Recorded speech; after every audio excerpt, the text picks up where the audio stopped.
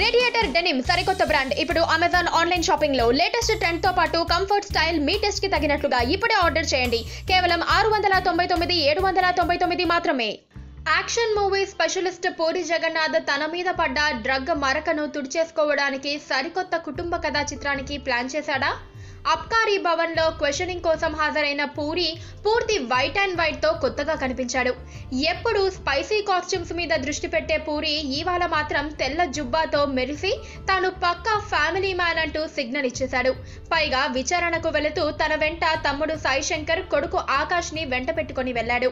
దాదాపు కుటుంబ సమేతంగా లోపలికెళ్లిన పూరి తన వెంట ఫ్యామిలీ ఉందంటూ చెప్పకనే చెప్పాడు. ఇప్పటికే పూరి కూతురు పవిత్ర జగన్నాథ్ డ్రగ్ ఎపిసోడ్ మీద స్పందించింది.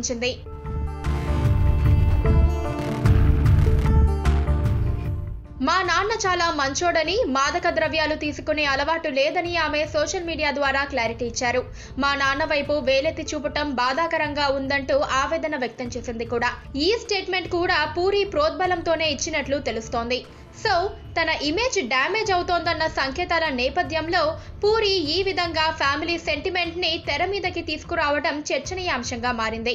కేసు పూర్వాపరాలు ఎలా ఉన్నా సమాజంలో మాత్రం తాను మిస్టర్ క్లీన్ గా నిలబడాలన్నది పూరి ఐడియా అయ్యుండొచ్చు.